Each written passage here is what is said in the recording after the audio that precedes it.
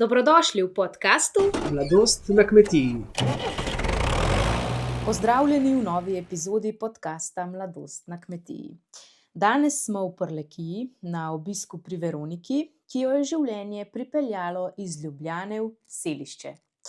Veronika je stara 32 let, žena, mama, ima dve čudoviti hčerki, stari 4 in 6 let in živi na kmetiji, kjer se prvotno ukvarjajo s prirejo mleka. Skrbijo za kar 100 glav živine, 50 krav molznic, 30 hektarjev zemlje in nekaj kokoši. Veronika, hvala, ker si danes z nami in hvala, da si nas sprejela na kmetiji. Ja, hvala lepa, z veseljem in pozdravljeni. Kako si se je danes dan že zgodaj začel? O ja, vedno, vsako jutro se začne kar zgodaj. 5:30 smo vsi na nogah in gremo. Pestro v dan. Tako. Rojena si torej v Ljubljani, zdaj si v Prlekiji. Najprej malo o tem, kako je sploh prišlo do tega, da si zdaj tu v teh prelepih koncih. Ja, moja starša sta se spoznala na študiju veterine v Ljubljani. Mama je iz Ljubljane in kmalu po mojem rojstvu sva se v bistvu preselili na domačijo mojega očeta, sem v Selišče, kjer je v bistvu par 100 metrov stran od tu, kjer sem danes. Se pravi, nisi šla daleč. Nisem šla daleč od doma, ne. Si šla od doma, ampak nisi šla daleč od doma. Kako pa bi opisala vašo kmetijo in tvoj vsakdan na kmetiji? Z možem sva rekla, da ostajamo mi kot družinska kmetija, da so za naše krave lepo poskrbljeno. Jaz pravim, da je naš novi hlev hotel s 5 zvezdicami proti tem, kar je bilo prej. Skrbimo za njih z eno tako ljubeznijo do živali, bom jaz rekla, ne vem. Naše krave imajo vsaka svoje ime, nekatere vem na pamet, za nekatere ne.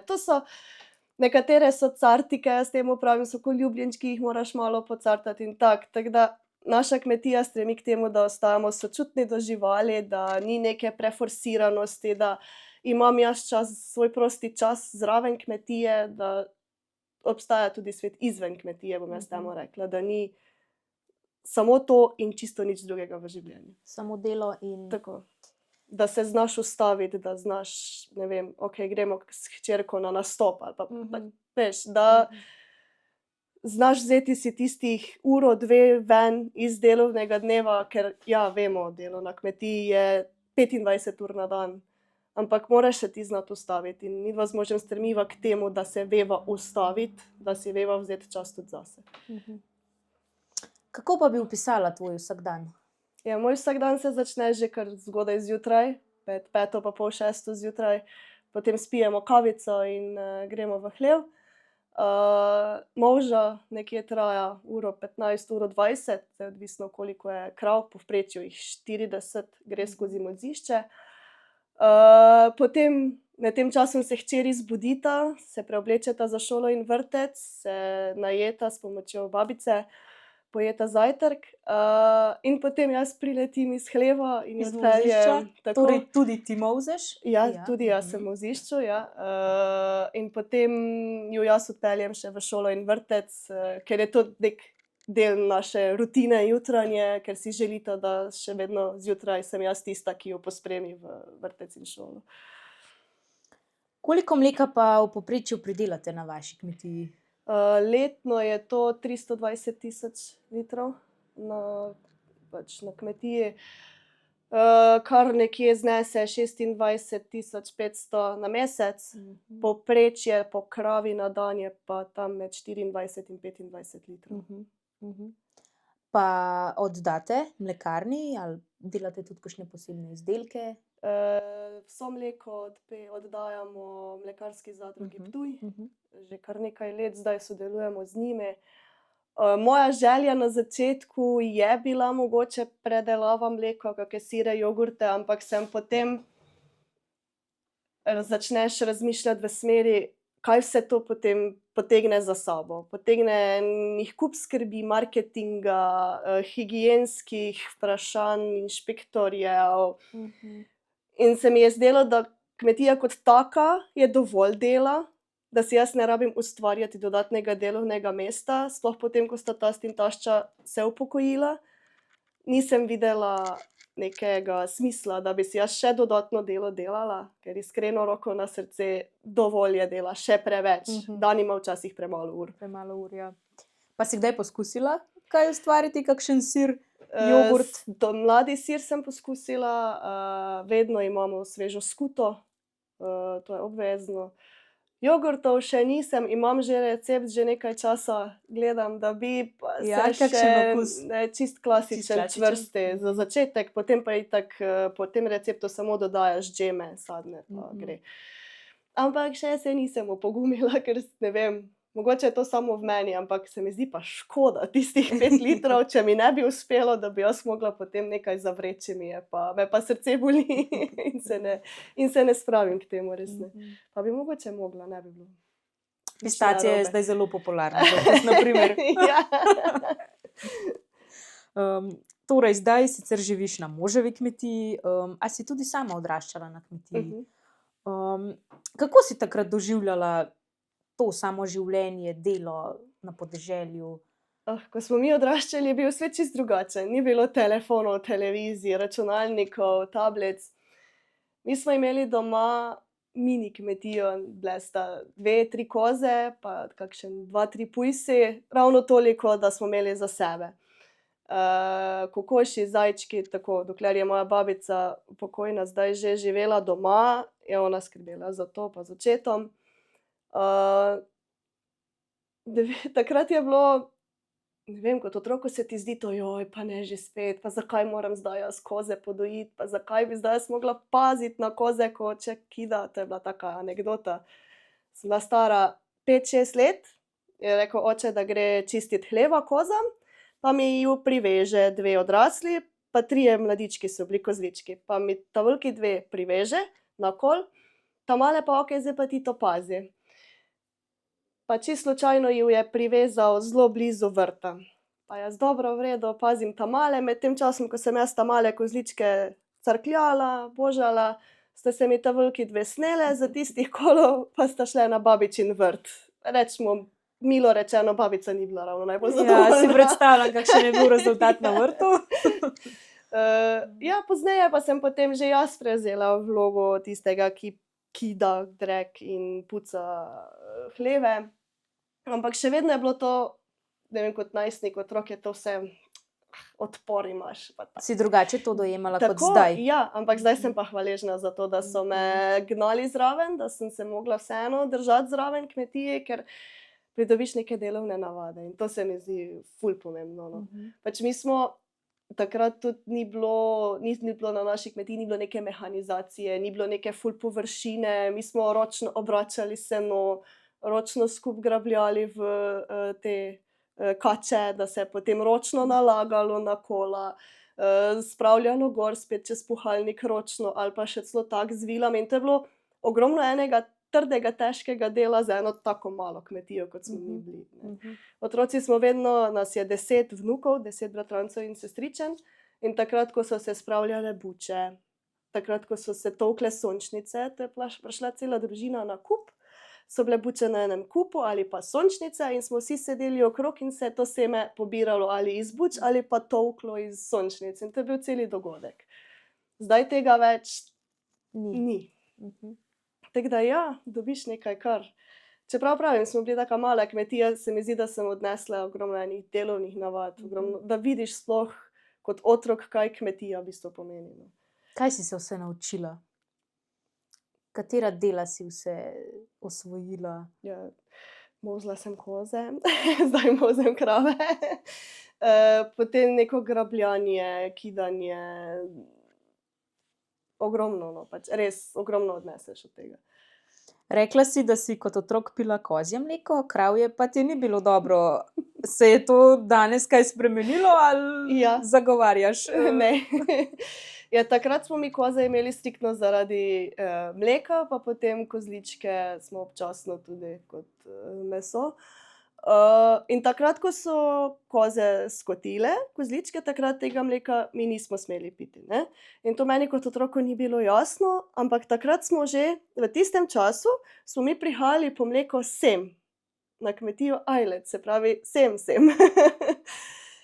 Ampak meni to mleko nikoli ni bilo dobro, ker je imelo seveda drugačen okus. In jaz sem kot otrok po večini pila samo kozje mleko, razen tiste 2 meseca, ko pač kozjega nisem smela, je bilo kravje, ampak takrat jaz mleka sploh pila nisem. Sem raje počakala, da Na kozjega. sem spet lahko kozjega pila. Ampak ja, tako da smo že v bistvu se z možem poznala kot otroka, Ja, kot majhni ja. dva smo, pravim, vsem hodili po mleko, tako da, ja, zanimivo, no, kam te življenje popelje. Zelo veliko omenjaš živali, in delo z živalmi. Kaj ti to pomeni? Živali so že v mojem življenju že od nekdaj, od malih nog, vedno sem imela vsaj enega zajčka, vsaj eno mačko, od nekdaj je bil moj najboljši prijatelj pes. In brez tega si ne predstavljam življenja. Tega, ker nas sprostitev, da pocrkljaš psa, da ga pelješ na sprehod, da, ne vem, jaz tudi po hlevu grem pa jih božam, ker so pač ene navajene mojega dotika in ne, to je tako ena, taki zen, taka sproščenost, ne vem. Imaš kakšno najljubšo kravo? Ja, pred kratkim smo, zdaj je že stara 4 mesece, telička. In je bila taka malo uboga, pač ni lepo začela sesati mleka, pa tako, pa sem si jo jaz ful razcartala in navadila in zdaj je taka razcrkljanka in ona počaka, ko jaz pridem v hlev, nastavi glavo na rob boksa in jo moram pocrkljati. Če je ne, me že kliče, se že dere za mano, tako da moram iti nazaj, jo pocrkljati, da je potem ona okej. Torej dobro ve, da je najbolj Ve, priljubljena. tako, pa tudi hčerki jo zdaj že gre tam zraven, ju počaka, lahko tudi oni dve pocrkljata, tako smešna je, ful je hecna. Pa tudi pri ta velikih imam eno, tudi ta mali je ime Jožka. To je pri kravah Kdo je izbral ime? Mož. Ne vem sicer zakaj, ampak dobro. Pa tudi v Mozišču je ena, ki je sicer najbolj radovedna krava na kmetiji, ker se zatakne povsod, ko mora iti v Mozišče, mora ona prvo vse preveriti, če je vse okej, pa potem gre. In tudi ja, ne gre brez tega mimo mene, da jo moram malo po gobčku, pa potem lahko ono. Njej pa je ime Mici. Mici. Lepo. Kot si že prej omenila, si svojega moža Miha spoznala že v otroštvu. Skupaj sta hodila k šmarnicam in na gasilske vaje, a to drži? Ja, pač, ja, poznava se že od precej malih nog, ko smo še mi hodili sem po mleko. Kasneje pa se tudi to vaško življenje ti predstavi in te starši spustijo na gasilske vaje, pa te starši spustijo k šmarnicam. Sicer je mož starejši od mene 5 let, tako da je on bil eno generacijo pred Že malo mano, večji, tako. ja. Me pa smo bile, ta mlajša generacija pa smo bile bolj punce. Tako smo se bolj punce skupaj držale in to je bilo vedno tisto, pa kaj mi spet ti fantje težijo, pa spet, ne vem, na avtobusu so vedno na zadnjih klopeh sedele, mi smo mogle vedno naprej sedeti, ker so bili oni glavni, pa tako. Ampak, ne vem, potem pa skozi vsa ta druženja, predvsem se mi zdi, da pri gasilskem domu gasilci, kot mladinci, potem kot člani in se potem stkejo tako počasi, te neke vezi. Kakšnega pa se spominjaš kot otroka? Nagajivega. Nagajivega. Vedno je imel nekaj za ušpičiti. Včasih se spomnim, da smo se lovili tu po dvorišču, pa da je tekel za mano, pa pesek metal. Ja. Sta si bila takoj všeč? Ne. Ne? Ne. Se je Pravim, razvilo to, kasneje? ja, to pride pozneje. Niti potem vmes, ko sem jaz na srednjo šolo hodila, pa pozneje, ko je on šel v srednjo šolo, pa jaz takrat se potem malo to izgubi, pač nismo se več videvali vsak dan kot otrok, kot smo se takrat, ko smo bili še otroki. Pozneje pa se spet Poti združijo. tako. Nekaj let sta že poročena, od leta 2019. Tako. Kako je bilo na dan poroke? Prihajate iz podeželja, imate kakšne posebne običaje, tradicije? Ja, zdaj v najinem primeru, ker smo iz iste vasi, je nekaj teh tradicij odpadlo. Pač on ni rabil šrange, kako pri nas rečemo. Ko gre žedin po nevesto v drugo vas. Tako, Ja. in pri nas pač tega ni bilo. Sicer so imeli ideje, ker se našemu delu vasi, kjer sem jaz doma, reče Veseli Grič, da bi pač tja, ampak sem jaz rekla, da ne, zakaj, po tradiciji ni, plus to zavzelo bo preveč časa, mi nimamo časa, meni je bil celi dan, nisem imela tempiranega, ampak jaz sem samo stremela, da rešimo. Poročila sva se pri Svetem Juriju ob Ščavnici v upravnem središču, civilno pa potem par korakov nižje dol v cerkvi še cerkveno, potem pa sva imela zabavo pa pri gasilskem domu v šotoru, tako da sva bila vse doma. In meni je bilo samo, da rešimo pri Svetem Juriju, da pridemo čim prej do šotora, da se potem to sproščeno nekako nadaljuje. Začne veselje. Nisem želela neke napetosti pa neke elegance, ker to nisem jaz, to nisva midva. Samo da je zabava, da smo sproščeni, da pridemo do šotora, da zadihamo. In jaz sem dejansko takrat, ko smo prišli, sem se odločila, okej, zdaj pa gremo. Zdaj pa se imel stul, gremo plesati, gremo se zabavati in vzdušje tako še zdaj, ko ga vprašamo, na vajini poroki smo se pa imeli, tako top. Tako da ja, ne bi spremenila ničesar. Kaj pa ti pomeni zakon? Si se od vedno hotela poročiti? Ja. Midva sva bila pred poroko skupaj že 9 let. Ampak sva vedela, da se bova poročila, ker se nama zdi to kot neka potrditev zveze. Ne da rabiš zakon, da okej, ja, zdaj pa ni druge, da sva poročena, ampak kot neki dodatek. Nič, ne vem, pač ja, pravim, kot neki dodatek, kot potrditev dodatna. Da se vrneva še malo nazaj v čas študija in samega prevzema kmetije. Po srednji šoli si šla torej študirati sociologijo. Si že takrat razmišljala o kmetiji ali je bil cilj čisto drugje? Po srednji šoli sem šla v Maribor na fakulteto, ja, ker moji cilji so bili drugje. Jaz sem želela delati z ljudmi, meni je bilo raziskovanje družbenih pojavov, potem statistika, vse to, kar sociologija zaobjema, ampak potem po končanem študiju pa se nekako nisem našla čisto v tem. Pač po končanem študiju sem se jaz ful iskala, nisem vedela, kaj bi. Mož je že med tem prevzel kmetijo, ko sem jaz še študirala, ampak on na mene nikoli ni pritiskal, da bi rekel, ja, se pa boš delala doma.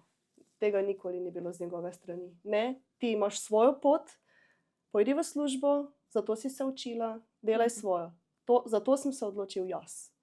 In to je bila moja odločitev in to je moje delovno mesto. Takrat sta pa tašča še delala na kmetiji, upokojila sta se zdaj pred kratkim. In niti nisva, pač mogoče se je tako v odzadju nekje je bila vedno misel na to, da je opcija, da se jaz doma zaposlim, če bo potreba potem. Ali pa da se poti drugače razpletejo. Nikoli pa ni bilo nobenega pritiska na mene, da pa se bi zdaj jaz morala tako odločiti. In jaz sem bila zaposlena 6 let, 7 skoraj. Medtem 2 porodniški, ampak potem po drugi porodniški sem pa jaz, ker sem delala v Mariboru, začela razmišljati, da bi pa morala vseeno najti nekaj bližjega, ker vožnja v Mariboru mi je zaobjemala preveč časa. Pač tudi sam delovnik je bil dopoldne, popoldne in 12 ur in jaz včasih 6 dni v tednu hčerke nisem videla. Kaj pa je bil potem tisti prelomni trenutek, ko si dojela, ja, zdaj pa je čas, da pustim službo in se posvetim družini, posvetim kmetiji? Kdaj si pravzaprav začutila, da je kmetija tvoj dom, tvoje življenje? V času druge porodniške, ker jaz sem bila doma že v času, ker se je korona takrat že začela in sem že ostala doma novembra, marca sem potem rodila drugo hčerko. In jaz sem bila doma praktično skoraj 2 leti. In jaz sem takrat začutila tisto, kako je pa to fajn, da si sam svoj šef, da si sam razporejaš delovnik od jutra do večera, imaš čas, več časa lahko posvetiš otrokom, več stvari se naredi, kot da jaz, da sem dirkala v Maribor, dirkala nazaj, ostalo mi je tiste 3 urce do večera, pa mi je zmanjkalo dneva. In potem sem jaz začela razmišljati, ja, da bi pa mogoče bilo najboljše to. Miha je prepustil odločitev popolnoma meni. Bom rekla, da ni bila tako lahka odločitev, ker vseeno se zavežeš k temu, da si 24 ur na dan doma. Delo z najbližjimi, z družino tudi ni, ne, nikoli ne. ne zavedaš se, kaj to pomeni. Midva sva 24 ur na dan skupaj. Kaj to pomeni za zvezo, kaj to pomeni za sebe. Pač jaz sem bila vedno tak, da sem rada šla od doma, ne. Je neka preizkušnja. Ja, je kar testno, ampak nič ne bi spremenila. Nikoli. Sem zadovoljna s tem, da sem se tako odločila. Mož Miha je kmetijo prevzel od svojih staršev.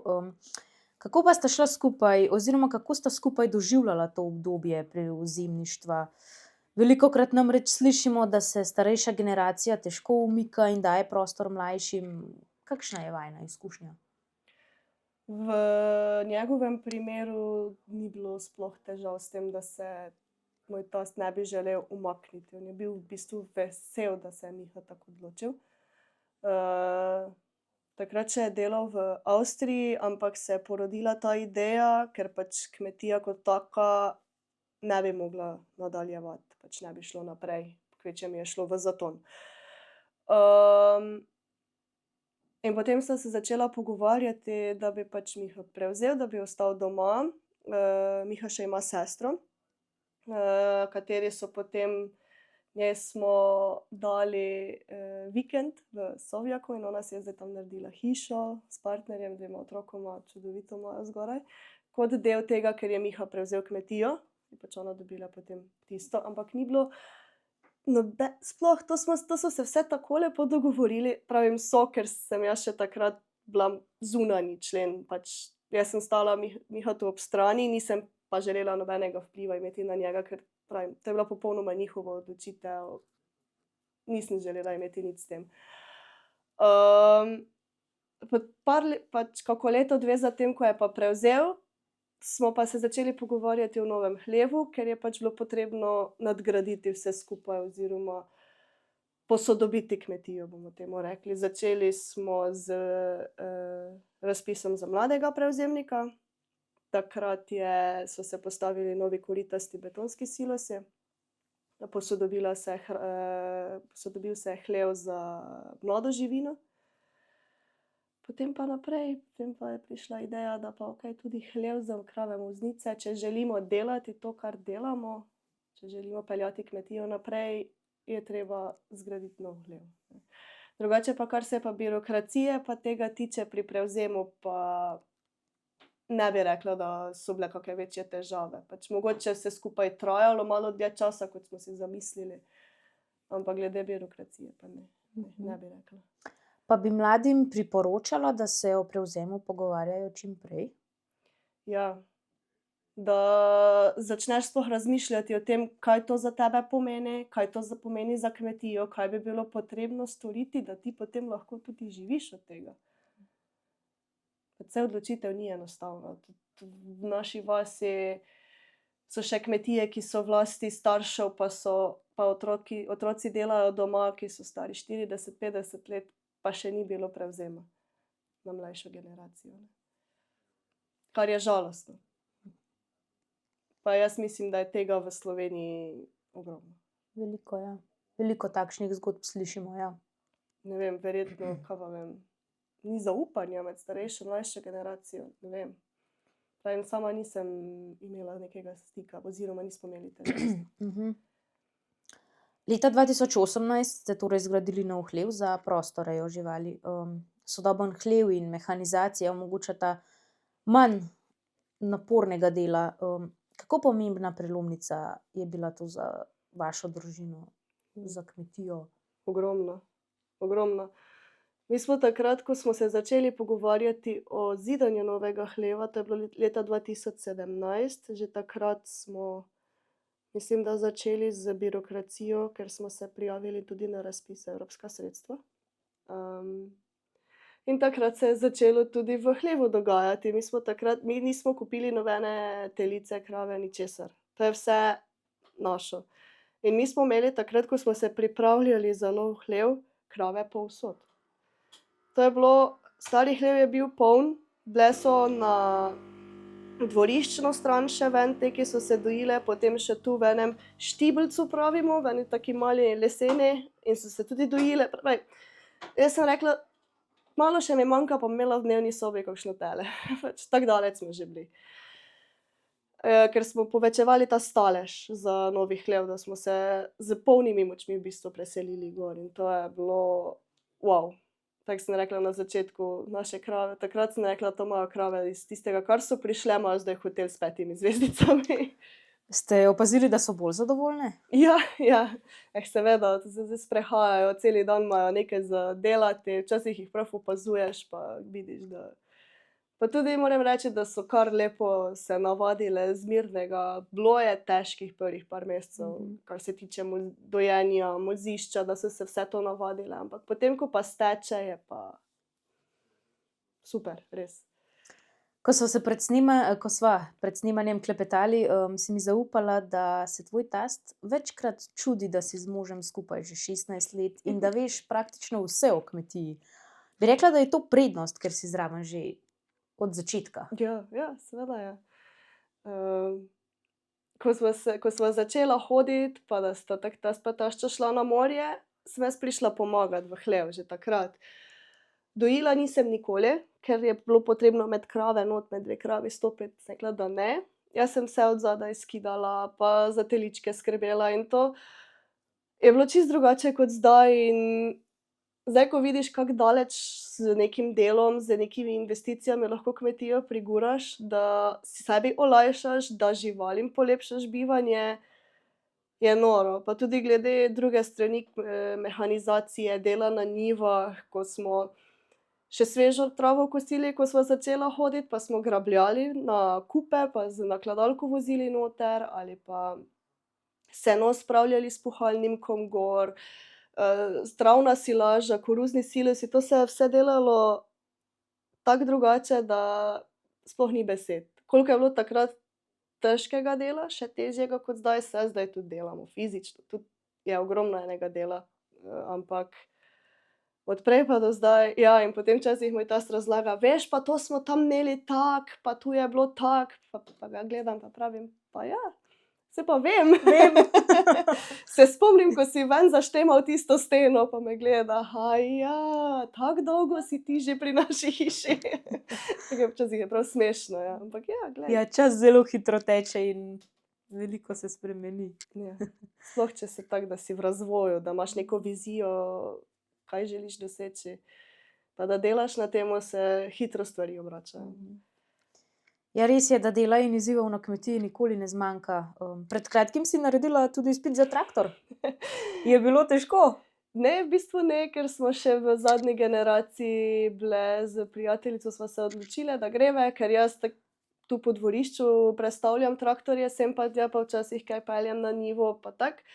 Ampak ker živimo ob glavni cesti, sem rekla, da pač ne bi rada več tvegala, ne, če bi se dalo, da samo malo se peljem par 100 metrov, pa me lahko že tam v križišču ustavijo, ne. Sem rekla, ne grem zdaj jaz to, pa takrat je začela se ta govorica, da pač ne bo šlo samo s polami pridobiti izpita za traktor, da bo treba še voziti in mene je tega strah. In sem rekla, da ne, da grem zdaj jaz to narediti in smo v bistvu imeli 4 predavanja, pa potem 5 v Mariboru, pa izpit. Samo pole, tako da ni bilo, ampak izveš pa ogromno. Enega varnega dela, kako peljati traktor v hrib, kako peljati traktor v dolino, te stvari, ki pač nimam nekih izkušenj, je bilo dobro slišati. Ja, ponavadi slišim, da gresta 2 prijateljici na kavo, na Ja, ne, masažo, na midve sva izlet, šle na izpit. vidi pa kar na izpit za traktor. Ja, tako pač sva.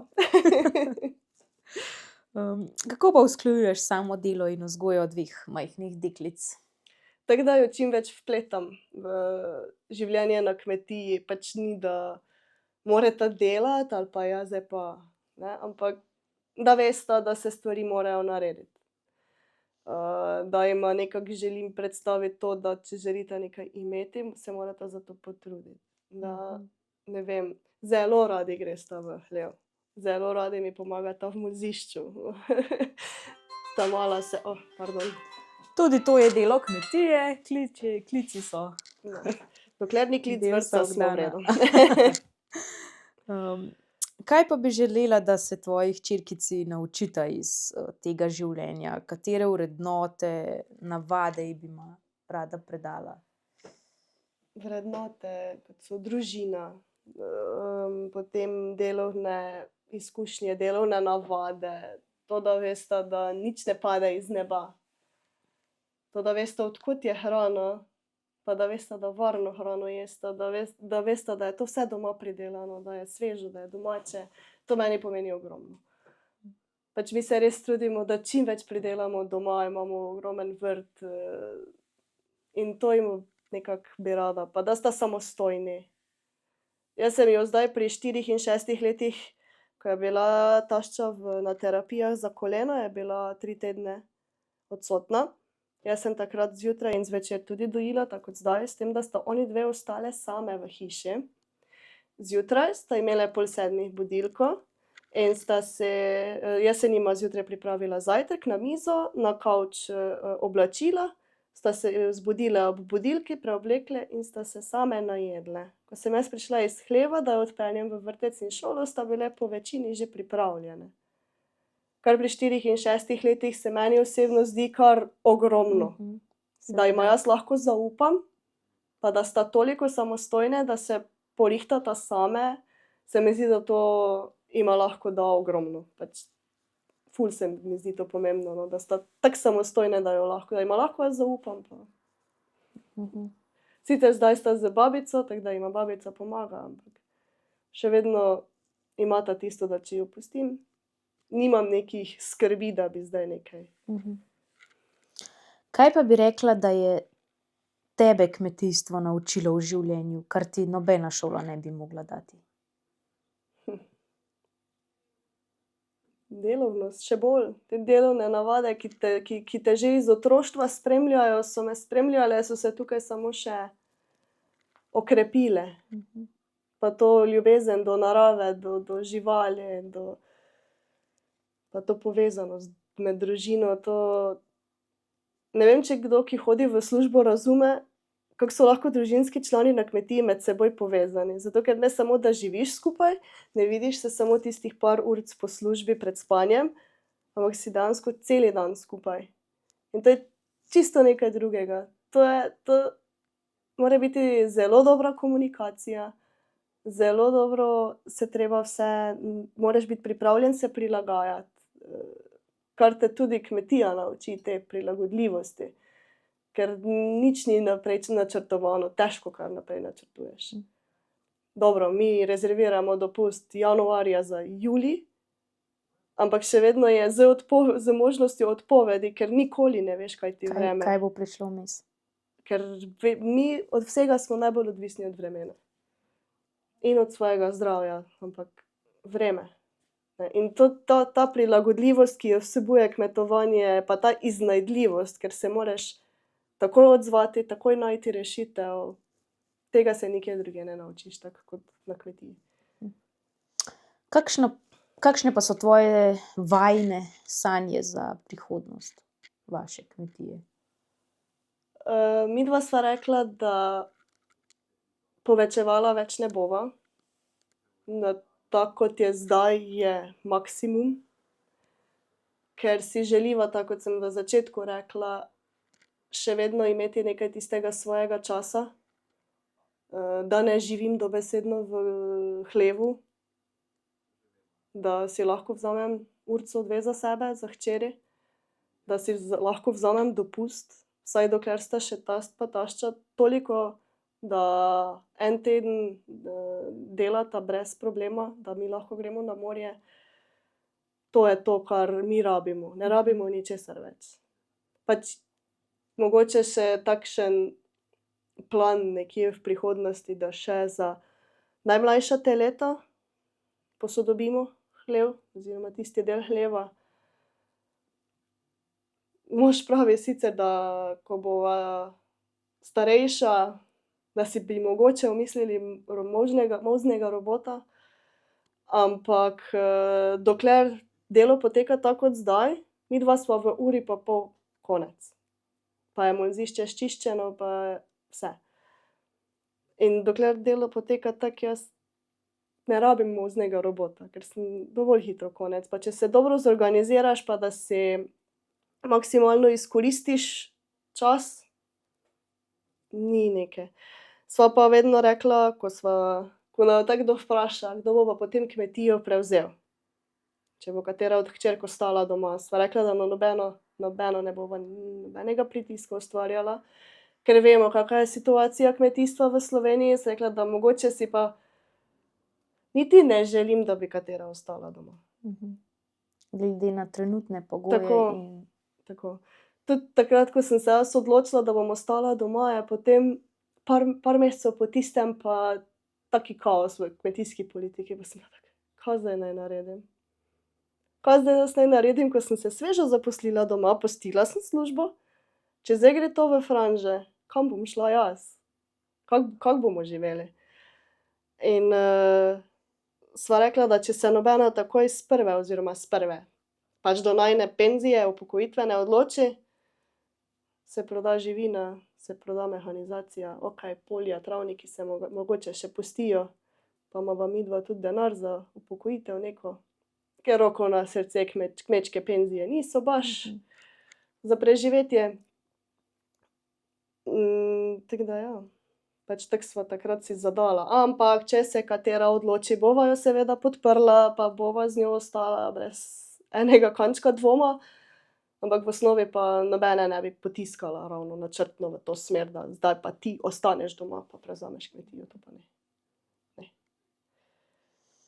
oba z Mihom data veliko na tradicijo, na vrednote. Oba sta tudi člana Društva podeželske mladine Sveti Jurij ob Ščavnici. Zakaj se ti zdi pomembno, da obstajajo takšna društva, sploh, da so tako dejavna? Jaz sem članica podeželske mladine že od 15. leta. Praktično takoj, ko smo se lahko včlanili, smo se včlanili, zato ker takrat je bilo to zanimivo, društvo je imelo nonstop neke dogodke, mladi smo prišli skupaj, smo se družili. Pozneje pa ugotoviš, da je to društvo z zelo istomislečimi. Sicer nismo vsi kmetje v društvu, to je logično in tudi prav je tako, ampak se pa najdemo, se pa najdeš z mladimi prevzemniki z istimi težavami, kot jih imaš ti, s tistimi, ki so mogoče gradili hlev pred nami, pa sva midva pobrala nekaj izkušenj od njih, pa smo šli na ogled dobre prakse, pa smo primerjali gradnjo, kaj lahko izboljšaš, kaj lahko boljše narediš. In se mi zdi, da je to tisti čar Društva podeželske mladine, da pridejo mladi z različnimi izkušnjami. Zdaj ko so kmetje kot mladi prevzemniki, je ful pomembno, da se pogovarjajo med sabo, ker lahko marsikaj izveš, ker ti je potem tudi pri samem prevzemu pa pri razpisih dosti lažje, če imaš nekoga, s katerim lahko ti se pogovoriš, pa te pravilno pot usmeri. Kot tako, kot mladi s podeželja, pa itak, kdo nas bo predstavljal, če ne bomo sami skupaj stopili pa pokazali, hej, podeželje je tu, mi tu živimo in tu nam je super. Bila si tudi predsednica. Ja, sem bila predsednica 4 leta Društva podeželske mladine Sveti Jurij ob Ščavnici in je marsikaj smo delali, super je bilo, ne bi zamenjala za nič na svetu. Pridobiš enih izkušenj vodstvenih, ogromno enih testov, izzivov daš skozi, takrat smo postali državni prvaki v kvizu Mladi in kmetijstvo, kar je pomenilo, da naslednje leto smo organizirali ta kviz pri nas, kar je spet bilo za mene Potem nekje na sredini mandata je prišla korona, vse se je zaprlo, spet nov izziv, kako bo zdaj društvo živelo, če ne smemo se družiti, kar je ves point društva, da se družimo. Pa smo začeli malo napletati ideje, pa potem je tudi Zveza slovenske podeželske mladine začela z Zoomi, pa se nas tako nekaj zdobi, enkrat se nekaj pogovarjamo. Kaj pa če gremo z enim projektom, čisto na pamet, probajmo. Vinska degustacija preko Zooma. Pa dobro, pa probajmo, ajde, da vidimo. Smo pobrali 5 vinarjev, 5 od vsakega po en vzorec, smo se seveda v domači občini, nismo prehajali teh meja koronskih, in smo spakirali v te male stekleničke, vsak vzorec v svojo stekleničko in smo naredili dostavo do vseh, ki so se prijavili na vinsko degustacijo.